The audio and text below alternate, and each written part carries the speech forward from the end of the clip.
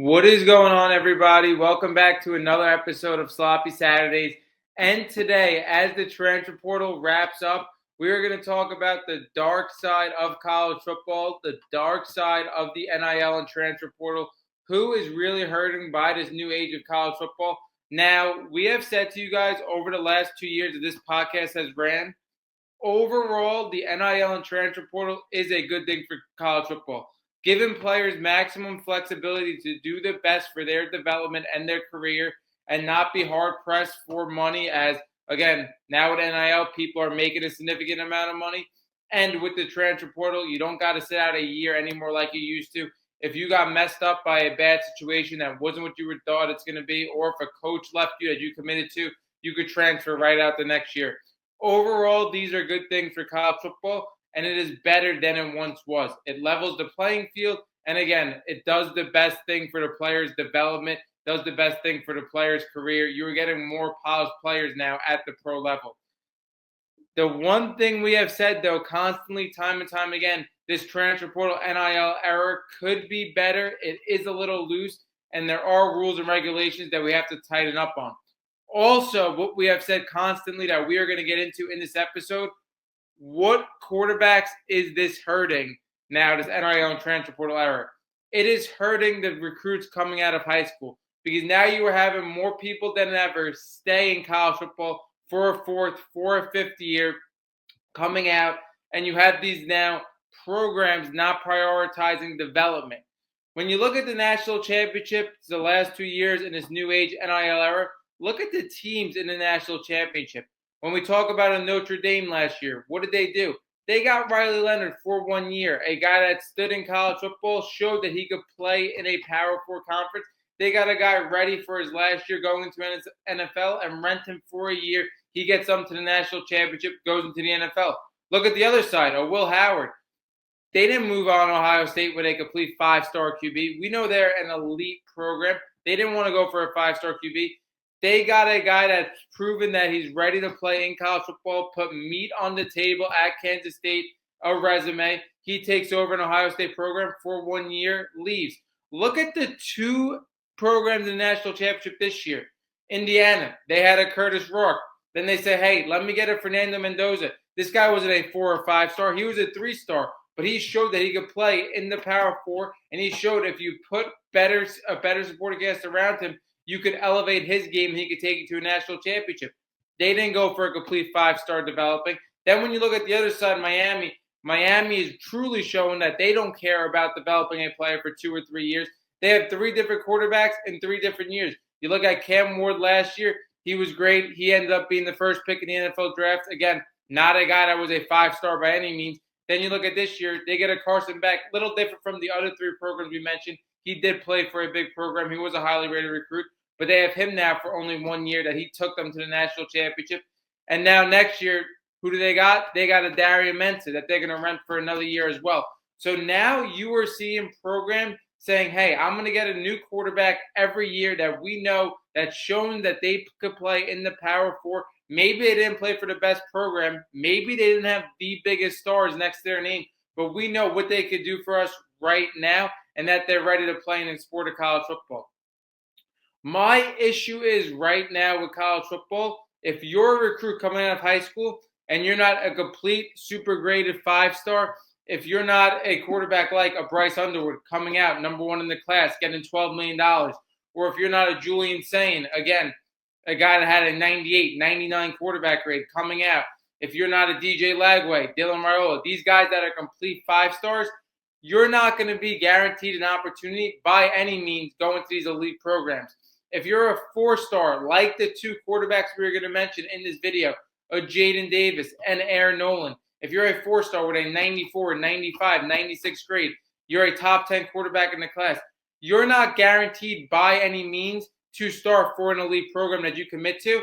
And what we are saying in this episode right now, if you're not a 5-star top 3 player in your class at your position, you should not be committing to the best program maybe that you got an offer to.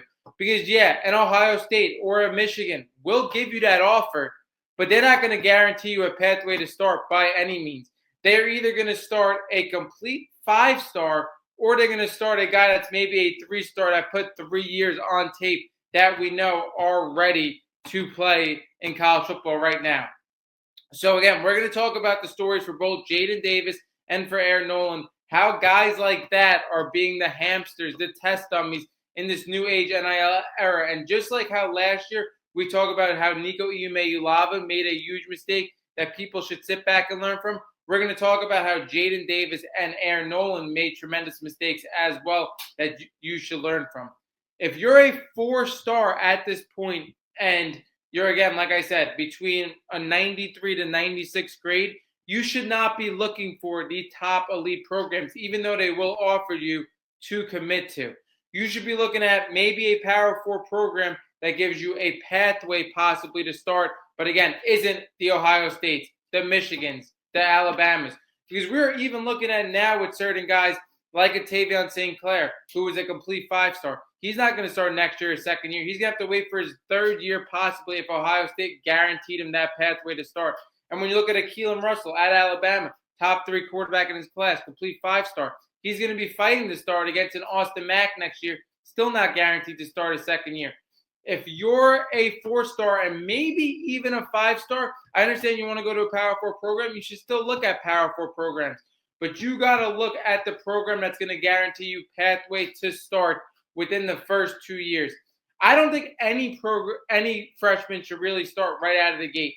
You look at all the freshmen that have started in the last 2 years pretty much right out of the gate. When you look at a Bryce Underwood, when you look at a Dylan Raiola, when you look at a DJ Lagway started midway, these guys, again, have been truly underwhelming. If you're a true freshman, you should sit back towards basically the tail end of the season, maybe coming in blowouts, maybe come in a bowl game after the quarterback has already committed to the NFL or, again, isn't returning to that program. That's okay to me. But there has been no way, unless you're in an extreme situation like a Trevor Lawrence that's a once every 20, 30 years type of guy that could come in and start as a true freshman. That's a godsend player. You should not be starting right away as a true freshman. Like I said, with the players that I have just exampled that start as true freshmen, all have been extremely underwhelming. Whether it's, again, like I said, a Bryce Underwood that people thought was a generational type of freshman. Still very underwhelming. I like all my true freshmen to sit, again, at least 3/4 of the season for sure. But like I said, if you are not starting your first 2 years, if you are sitting 2 full years at a 4-star, you have no value going into your 3rd year in the transfer portal. And that's what I want to talk about right now that leads me into Jayden Davis and Aaron Noland. I'm going to talk about both of their stories. 2 very highly rated recruits that went to big programs, didn't put anything on tape for 2 years, and now they entered this transfer portal cycle, and they went to East Tennessee State, and they went to Memphis now because they have no value, even though they were highly rated recruits. If you have nothing on tape, we talked about it. They rather take the 3-star or even possibly the 2-star that put together 2-3 years at a Power 4 or at a really good group of 5 that's shown that they're ready to play at the college football level. Let's talk about both these guys' stories and why you guys are going to learn today. If any college football quarterbacks are watching this, any high school recruits, why you should go to the Power 4 that's going to guarantee you the ability to at least compete for a starting job. We look at Jayden Davis.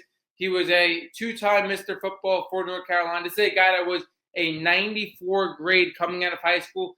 This was a guy that was a top 10 quarterback in his class coming out of high school. What does he do? He commits to a huge program, Michigan, coming off a national championship. And when you look at Michigan, the year he committed to, the year he was a freshman, their quarterback situation was actually horrible. It was one of the worst quarterback situations for an elite team that I have possibly ever seen. When we look, everybody remembers Alex Orji. Everybody remembers Davis Warren. That situation was horrible. But there was no means coming off a national championship at an elite program like Michigan that Jayden Davis was really ever going to get that opportunity to start. Even as how bad that quarterback situation was, they were going to give a 4-star true freshman the opportunity to start coming off a national championship. So he sits a year behind, and he's saying, hey, now I can compete for that job for Michigan. But you know what? Now you can't, because a guy like Bryce Underwood comes in that Michigan offers $12 million lucrative deal to.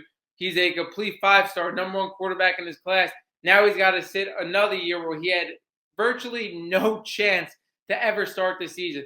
So now a guy that committed to an elite school, like I said, that was a 4-star, not a complete 5-star. He has 2 years under his belt now where, again, maybe he's learned, maybe developed as a player, but he has not entered a college football game, started for 4 quarters of a college football game, and now to the world of college football, he has basically no value.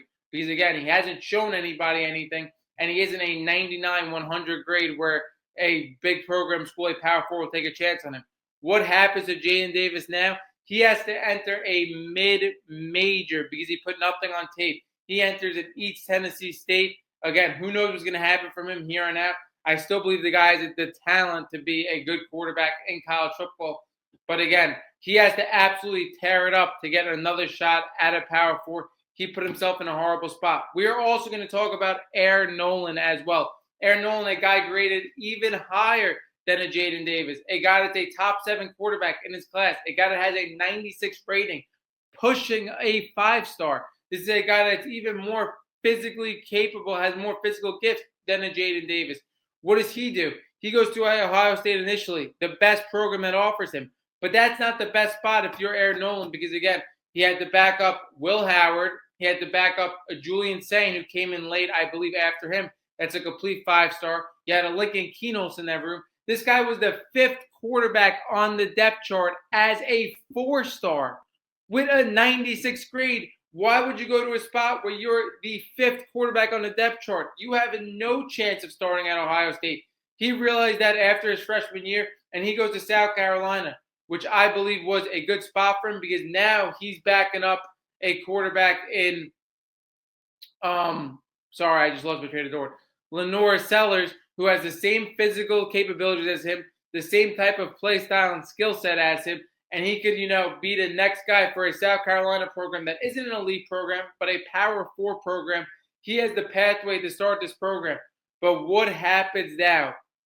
Things don't go well for Lenore Sellers. Obviously, he didn't look like he was ready to be an NFL product. Obviously, the offensive line was the best for him. And Lenore Sellers says, hey, I want to stay another year at South Carolina. But who does this completely screw over?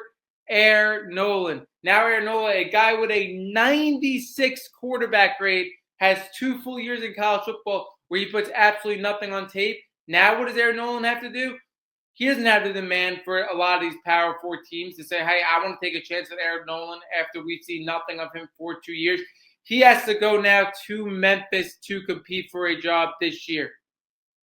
Again, to sum up this video, I want quarterbacks, I want high school recruits to really learn from this and say, hey, if I'm a 94 to 96 grade, if I'm a 4-star guy, I can no longer go to these top elite programs and say, I'm going to go to the best program because they are no longer prioritizing my development. They'd rather go for the guy that started already 3 years in college football or the complete 5-star top 3 quarterback in the class. They're not going to prioritize a 93 to 96 4-star grade.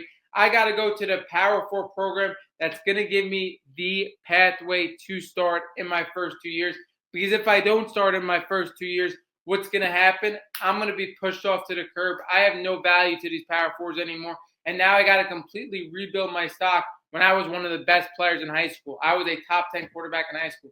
Again, a lot of people, just like the Nico Imeulava story and this story, are going to be hamsters. They're going to be test dummies. But I want everybody to learn now the dark side of college football. And as good as this NIL and Transfer Portal is for development for players, there is a dark side for it. And these high school recruits that aren't complete 5-stars are really taking the brunt of it. That wraps up this episode of College Football Sloppy Saturdays. Drop down below your opinions on the new age NIL and Transfer Portal. Do you think overall it's a good thing? Overall it's a bad thing? Obviously it's a debate.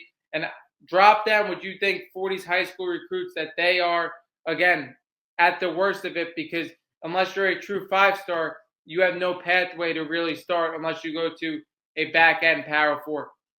Like I said, that wraps up this episode